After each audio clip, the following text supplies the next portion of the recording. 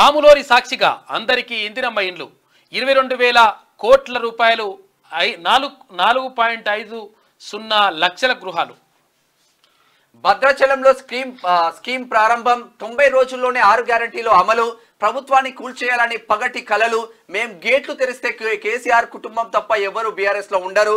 ఖమ్మంలో 100 మీటర్ల గోతిలో పార్టీ పెట్టిండ్రు. అనవసరంగా మాతో గోక్కోవద్దు. బీఆర్ఎస్ అంటే బిల్లారంగా సమితి. మనుగురు ప్రజా దీవెన సభలో సీఎం రేవంత్ రెడ్డి గట్టిగా పరిస్థితి. రాములోరి సాక్షిగా మరో పథకం మరి తీసుకొస్తా ఉంది. గ్యారంటీలో తెలంగాణలో కాంగ్రెస్ సర్కార్ మరో గ్యారంటీ అమలుకు శ్రీకారం చుట్టింది. 10 ఏళ్ల పాటు డబుల్ బెడ్రూమ్ ఇండ్లు అంటూ కేసీఆర్ ఆడిన దొంగ నాటకాలతో విసిగిపోయిన పేదలకు రేవంత్ రెడ్డి సర్కార్ గొప్ప ఊరటనిచ్చింది. భద్రాచలం సీతారామచంద్రస్వామి వారి సాక్షిగా 4.50 లక్షల ఇందిరమ్మ ఇండ్ల స్కీమును ప్రారంభించారు. అందుకోసం ఏకంగా 22,500 కోట్ల రూపాయలు కేటాయించింది. నిజానికి తెలంగాణ రాష్ట్ర ఏర్పాటుకు ముందు కాంగ్రెస్ సర్కార్ ఇచ్చిన ఇందిరమ్మ ఇండ్లు తప్ప కేసీఆర్ హయాంలో పేదలకు ఒక్క ఇల్లు కట్టించింది లేదు. కాక మాయమాటలు నమ్మి ఉన్న కాస్త గుడిసెలను ఊడగొట్టుకొని రోడ్డును పడ్డారు చాలా మంది. ఆయన ఊరుండే కదా